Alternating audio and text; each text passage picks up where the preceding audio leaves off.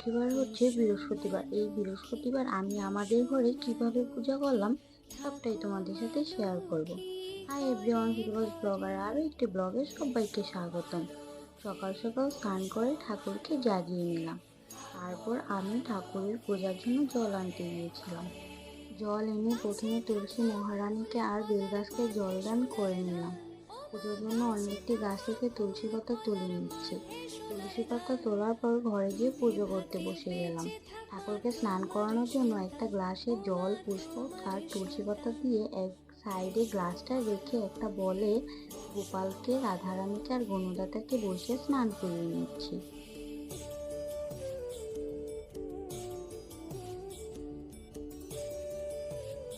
গোপু, রাধারানী আর বনলতাকে মুছে অন্য ঠাকুরদেরও স্নান করিয়ে নিচ্ছে।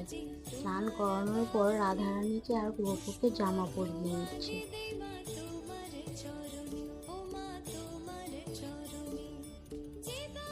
সব ঠাকুরের কপালে আর চরণে চন্দন দিয়ে তুলসী পাতাতে চন্দন মাখিয়ে ভোলানাথের চরণ বাঁধে সব ঠাকুরের চরণে তুলসী পাতা অর্পণ করে নিচ্ছি। তুলসী পাতা অর্পণ করার পর গোপালকে আর রাধারানীকে মালা, চোল, মুকুট পরিয়ে নিচ্ছি আর গোপু সোনার হাতে বাঁশি দিয়ে নিচ্ছি। এই বাঁশি শরীর তো রাধারানী মত্ত হয়ে গিয়েছিল। যাই হোক, তারপর পুষ্পের চন্দন ছিটিয়ে সবার চরণে পুষ্প অর্পণ করে নিলাম। এখানে ভিতরে সব জিনিসপত্র সাজিয়ে নিচ্ছি। সাজিয়ে প্রতিটা জিনিসে একটা করে সিঁদুরের ফোঁটা দিয়ে নিচ্ছি। তারপর ঘটে 5টা সিঁদুরের ফোঁটা আমি পলবে আর পানি পাতার মাথায় সিঁদুরের ফোঁটা দিয়ে নিচ্ছি। ঘট বসানোর যে পিঁড়িটা ওইটার 5টা সিঁদুরের ফোঁটা দিয়ে নিলাম।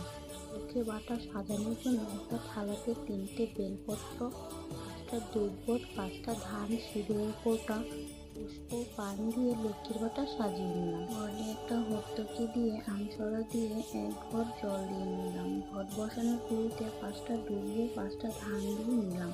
তারপর পিঁড়িটা মা লক্ষ্মীর পায়ের সঙ্গে রেখে দিলাম। সমস্ত হিন্দু ঘরে লক্ষ্মী পূজা হয়। লক্ষ্মীবার হচ্ছে বৃহস্পতিবার। প্রতিটা বাঙালির বাড়িতে বৃহস্পতিবার লক্ষ্মী পূজা করা হয়।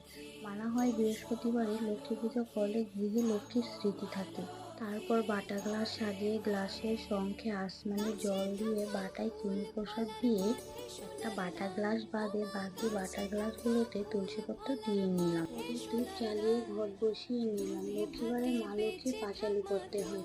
আমাদের নিয়ম রাতে পুজোর সময় পাঁচালি পরে ধান, দুব্ব, বেলপত্র, পুষ্প দিয়ে ওসরকার দিয়ে ঘটের উপর রেখে দিতে হয়। অফিসে কীর্তন করে নিচ্ছি। কীর্তন শেষে ধনে দিয়ে বাটা গ্লাস নামিয়ে নিলাম। আজ আমার লক্ষ্মীবারের পুজো এই পর্যন্ত। আশা করি ভিডিওটি অনেক অনেক ভালো লেগেছে তোমাদের। আর ভিডিওটি ভালো লাগলে অবশ্যই লাইক, কমেন্ট, শেয়ার এবং সাবস্ক্রাইব করে দিও। আর পাশে থাকা বেল আইকনটি ক্লিক করে দিয়ে দেখাবো নেক্সট ভিডিওতে। ততক্ষণ জন্য টাটা, বাই।